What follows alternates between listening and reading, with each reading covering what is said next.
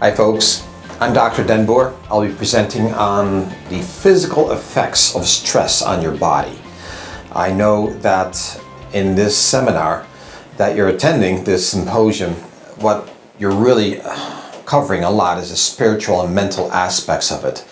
Absolutely critical, big part of it, but there's physical effects to it. I would love to not really ignore those others, but just emphasize what happens to your body when you're struck by something as cataclysmic as the death of your spouse. So I'm Dr. Boer, board certified and licensed naturopathic doctor as well as chiropractic physician. Been in practice for 27 years in Grand Rapids, Michigan. And at my clinic, I have the toughest time with my patients who've had severe stress such as yours. It is an amazing health force, this stress thing. It can be good short term, long term it can be incredibly destructive. And that's what we're going to cover today. On a slide that you see here, you see the complexity of the hypothalamus pituitary adrenal axis. And in the area right next to it, you see that the thyroid is involved also. It is very much a feedback loop. Stress involves the entire being.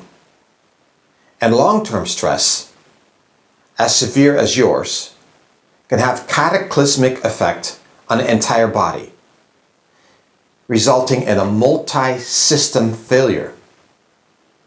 And these multi-system failures then becomes a stress on your body again, which stresses your adrenals further, and on the cycle goes.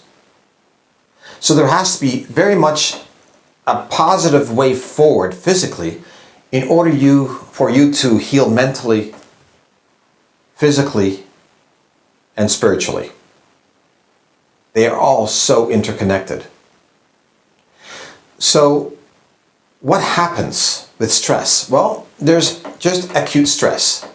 And that could be any acute event, whether you're almost in a car accident, whether you are in a fire, your house is burning down, or yes, the death of your loved one. This cataclysmic event, when it's short term, causes a rise in cortisol. The old word is adrenaline. And that is a good thing because it forces your body to shut down the non-essential functions that you have and hyper-accelerate the essential functions, such as brain function. It becomes hyperacute. Muscle function becomes hyperacute. Breathing accelerates to increase oxygenation. It is a survival thing. The body's not worrying about tomorrow. It's worrying about surviving right now for the next few minutes. So the non-essential things are shut down. And these events are fine if they're short term. However, when there is such a life change, when we have a stress that doesn't go away, such as yours, grieving, that stress now all of a sudden becomes a different stress, doesn't it? It is a chronic stress that just grinds away at your systems. Now cortisol becomes our enemy. Why? Because it increases chronic inflammation. And wherever your genetic weaknesses are, whatever your environmental deficits are, whatever your lifestyle deficits are, that's where it's going to hit the most. So let's say breast cancer runs very prominent in your family. All of a sudden, that genetic expression can be expressed. Let's say depression and anxiety disorders runs in your family. That will be hyper-exacerbated. Rheumatoid arthritis, skin conditions, blood sugar fluctuations, all those things are going to be hyper-accentuated.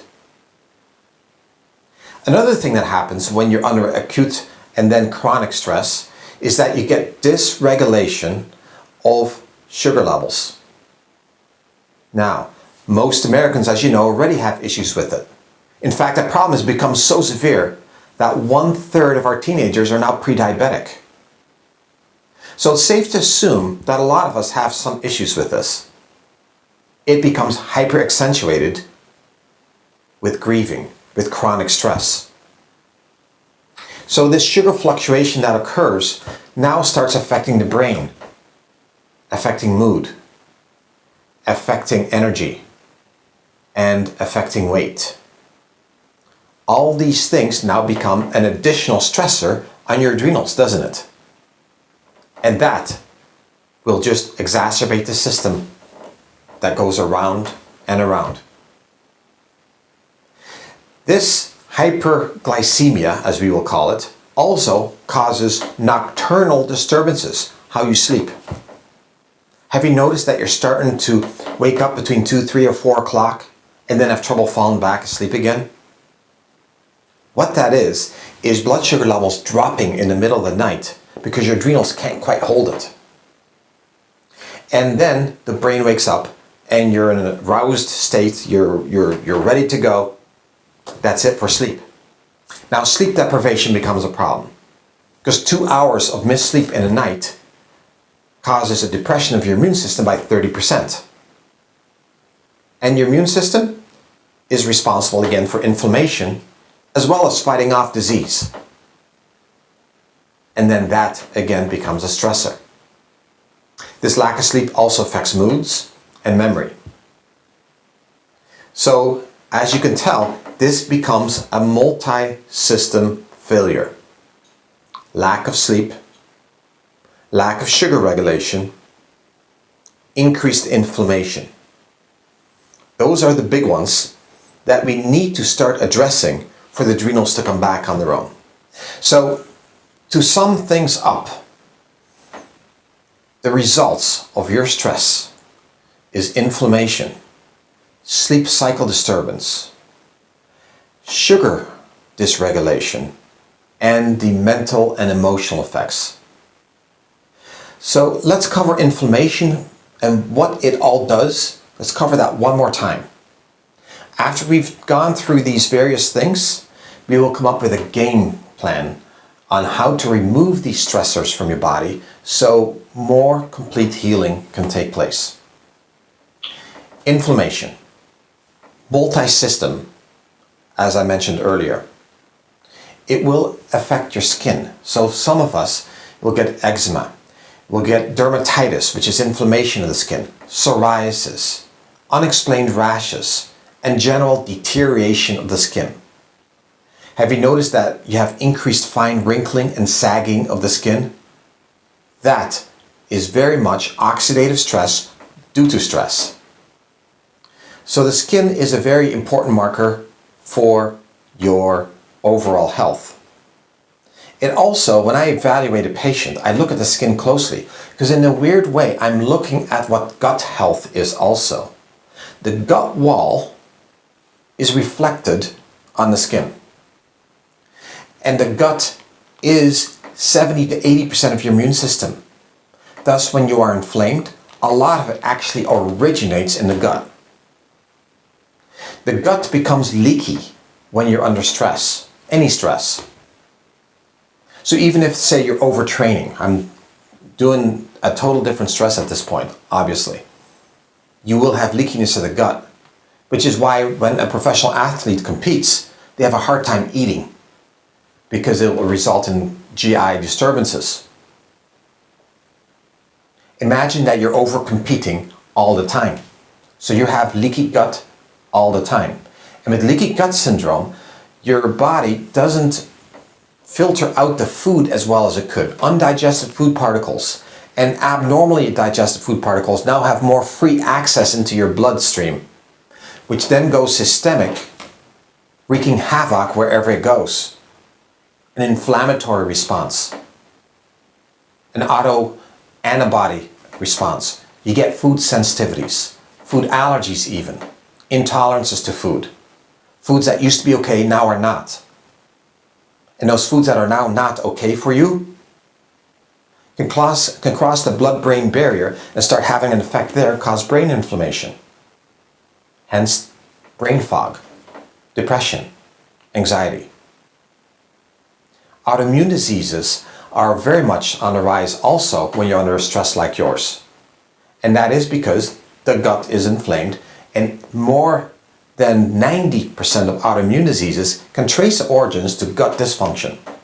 So things like MS, rheumatoid arthritis, lupus, psoriasis, Crohn's, the list goes on and on, can all be related to this inflammatory response created by this GI problems due to chronic stress. So we have many things that we need to look at.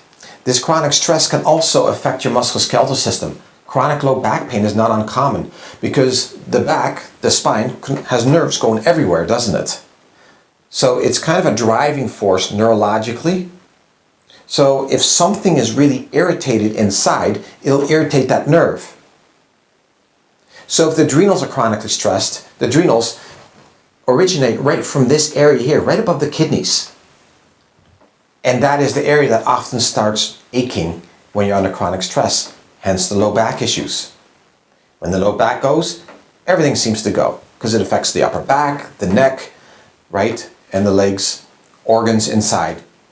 So musculoskeletal and neurological conditions are also common with chronic stress. So that's what inflammation can do. And we will cover right away what we need to do about that part, because that stressor now becomes a separate stressor again. The sugar disturbance is another big one. The adrenals, when it's no longer running like it should during the day, starts dysregulating your sugar levels. It affects your insulin levels. It affects your obesity. So weight gain, especially in the belly area, is very common with the higher cortisol and higher insulin levels. Something called insulin resistance results. That's a pre-diabetic state, and then can lead to diabetes. Lipid dysregulation or cholesterol issues are very common with this condition also. Triglycerides tend to rise. The LDL, the bad cholesterol, also tends to rise. And hence you get into cardiovascular issues, which is so common with stress.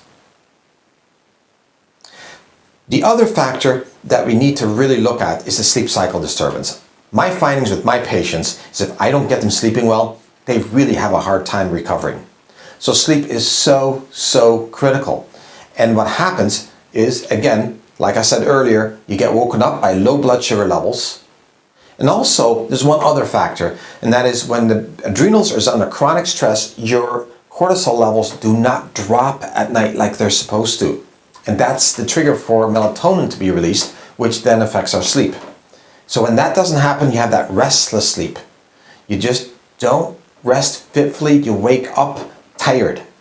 It's because you really didn't rest. So not only do we not have enough hours of sleep, but we also do not sleep deep enough. We don't go through all the phases.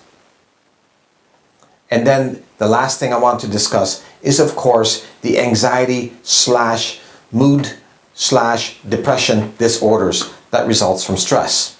So it's not only the event itself, the grieving that occurs, the missing, and all the implications it has emotionally. It's not just that, but it's also a physical thing where you get neurotransmitter imbalance because of the chronic cortisol overload that affects the serotonin and GABA neurotransmitters in the brain. When it's constantly on like that, it will affect your neurotransmitters. So even without the grief of missing your spouse, depression and anxiety could still be present. So it becomes partially a physical thing as well. Add to that the GI tract, right, the gastrointestinal tract, is also imbalanced. Now, that becomes a big deal for the brain as well, because more than 90% of your serotonin, your happy neurotransmitter, is actually in the gut. That's why in the Netherlands we often call it the second brain. So if the gut is off, that throws the brain off as well. In fact, in most European countries, depression is sometimes called a GI disorder. That's how important it is. So having covered those four categories, those four main categories, what do we do about it? Because again, to recover from this cataclysmic event, you try to take away as many stressors as possible so that healing can take place. Let's cover the inflammation one first. What is our action plan there? Well, one, you heard me explain how important the gut was. So let's start there. Let's clean up our food. The experimentation of the last 60 to 70 years with manufactured foods has gone terribly wrong. It was a bad experiment. Just look around you. It doesn't take much convincing to see that what we're doing to ourselves is not working. The average American now consumes over 140 pounds of sugar per year. In Abe Lincoln's time, it was 6 pounds of sugar. An incredible shift. A very inflammatory shift, causing a dramatic rise in cancers and autoimmune diseases and mood disorders, and I can go on, let alone obesity, diabetes. So sugar is like rust on the body. It is incredible what a stress it is. And even when we think we're doing well, we're probably consuming way more than we were 100 years ago. Flour has become super refined, genetically modified. The amount of gluten that is in our wheat products has gone up so dramatically that unfortunately it has become a very inflammatory agent. Just by removing gluten from our diet can reduce inflammation by about 30 to 40%. It's one of the reasons that a lot of professional athletes are totally gluten-free when they compete, because they know they recover better. They're less prone to injuries, less musculoskeletal issues, sharper brain, better reflexes. All those things you can use to your advantage if you removed gluten from your diet. Not a small step, I know, because it's such a central piece of our lifestyle. And if it causes too much stress to do that, then maybe we shouldn't right now. But I wanted you to at least know about it. Patients who my patients who go grain-free and start ditching the sugar transforms their life. I see them getting younger before my eyes. 5 to 10 years younger in just a few months' time is not uncommon. And I'm talking biological age, of course. So, ditch the flours, the grains, the sugars, and let's start eating real food. Eating real food can sometimes be cumbersome because anything in a package is so convenient, and when you're eating by yourself, you go for convenience, don't you? But this is the time that you really need your nutrients. Your body's under stress. It needs the building block that God gave us through the pharmacy of nature to rebuild ourselves. So eat real food. Eat plants. Not what was made in plants, but eat plants. Incredible what we can do with just vegetables. Mostly vegetables. A few fruits. Not too many, because again, sugar. And the fruits should be local. The tropical fruits are basically sugar bombs. We're talking the bananas and oranges and pineapple and lemons and all those things. Be careful with those. But your apples, blueberries, and blackberries, much healthier for you. So mostly vegetables. Make it a wide variety. Lots of colors. Each one has its strengths and yes, its weaknesses. Some fruit. And when you're under stress, in order to blunt the sugar fluctuations, you want to really add the fat. Good fats. It's really healing for the gut wall. And It decreases overall inflammation as a result. Fats is also the backbone for your hormones. Your hormones are made out of fats. And hormone dysregulation, as you have probably felt, is very prominent under chronic stress. Bring back those good hormones. Fats. So we're talking avocado, coconut oil, butter. We're talking about olive oil, nuts, seeds, and eggs. And you'll say, well, what about my cholesterol? Least of your worries. Good fats brings them down. Brings down the triglycerides. What I see in my office when a patient switches to something like this, their cholesterol profile improves by about 40% very quickly, usually within 6 weeks. Down comes their high blood pressure also. So amazing what an immediate effect you can have with food. Even if your weight doesn't start shifting, because you will have a hard time shifting your weight in the right direction for months, because it takes a lot of time for other things to heal first. When they finally do, your weight will start coming down. So do not get impatient with that. Do not let your weight be the marker for your health. But let's get less inflamed by working through the gut, by working with our diet. And the diet then, of course, affects the sugar levels. So high fat, good proteins. Did not cover that one yet, but we are talking plant-based proteins that are organic. That is by far the best. Good for your liver, good for your kidneys. The animal proteins tend to be a little bit harder, especially on the kidneys. So I'm not against animal proteins, but they have to be clean. So wild-caught fish, preferably not farm-raised, because it has a lot of antibiotics and abnormal foods that these fish eat on. It's just not as healthy. Wild-caught fish. You want to also go with fowl, preferably organic raised. And the same with beef. Grass-fed is by far the best. The fats in grass-fed beef are healthy versus your normal grain-fed beef. That tends to be more fatty and more inflammatory. So when you look at your plate, the centerpiece is not the meat, like you often see here, with a little sprinkling of vegetables on the side and maybe a little touch of fruit to make it look pretty. No, your vegetables and multiple colors is your centerpiece, with lots of good fats. So that's olive oil poured on it or what have you. Nuts, seeds on a salad, and on the side is some of your protein. Now there's a meal. Yes, it took a little bit of prep, but you can do it with leftovers here and there. Make double every time, every meal, and I'm talking about your main meal now, and you can mix and match the next day and be creative with it.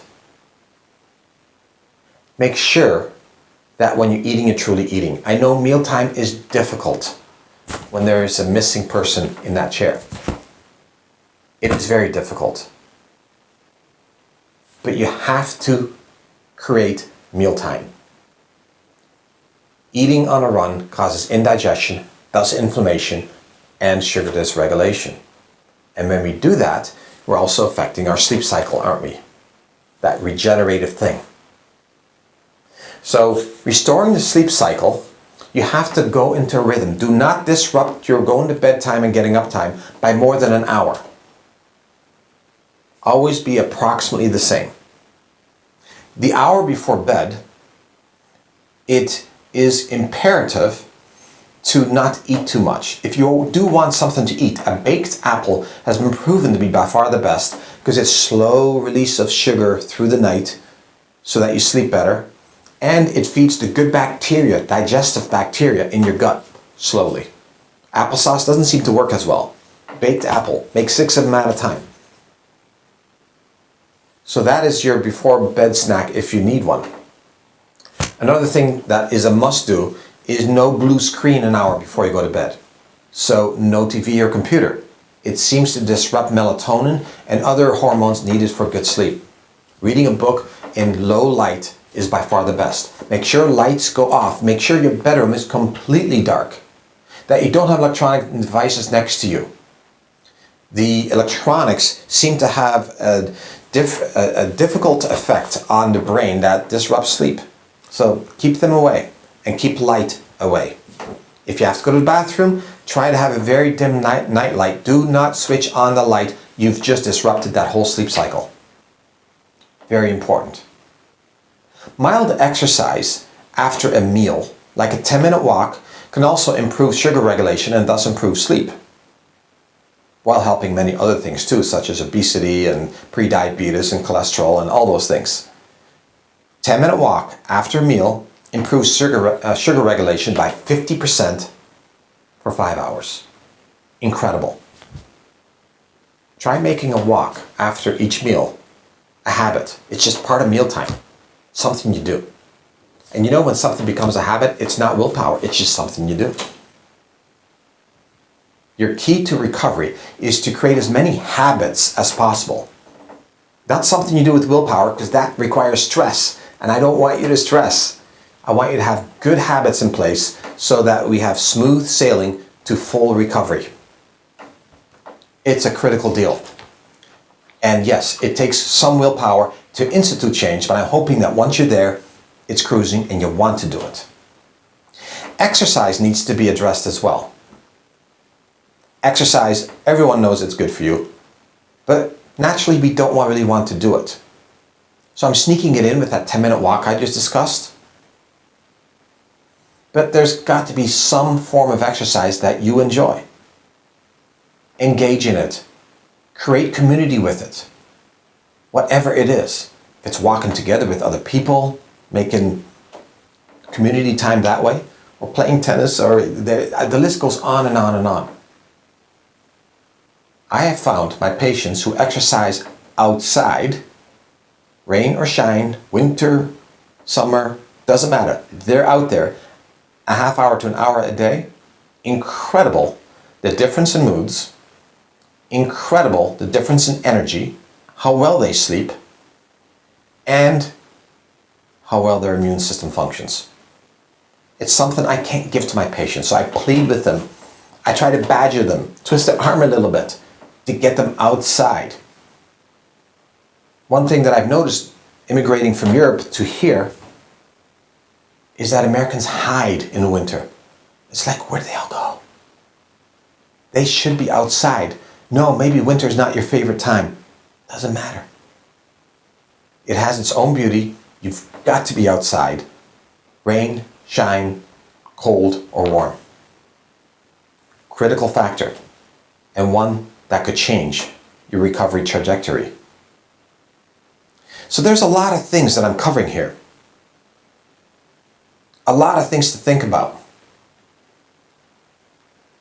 Which stressors are your most prominent stressors that is dragging you down on top of the grief? That needs to be addressed first. And maybe for some of us it's as simple as, oh, I drink 2 Diet Cokes a day. Then let's work on that one first. To bring about change in all aspects is very difficult without a strong support system. So if you're doing this without that support system right now, then maybe create a support system. Friends, family, wherever you can find it, church. So I want to address this and this and this. I need a partner for accountability. Could you help me with that? It is so good to have somebody just take an interest in asking, so did you have your pop today? Having that accountability works. So work on that aspect and your success will go up. You may also share it with your physician, say this and this is what's going on. Could you bring about these measurements? And they could be as simple as weight, maybe a waist measurement. In my office, it would be bioimpedance analysis, which is an electronic test that from which you can measure inflammation and body fat and muscle mass and adrenal function and a bunch of things. But some sort of accountability where you get checked all the time. Because a lot of these things is extremely difficult to do on your own. So create that community of support. So my experience with my adrenally fatigued patients is that these lifestyle changes is critical. It's the centerpiece for wellness, for getting them well. I've also found that nutraceutical support accelerates the process tremendously. Adrenal stress depletes your body of some vital elements. And eating well can start restoring that, but adding extra to it can so accelerate the healing process.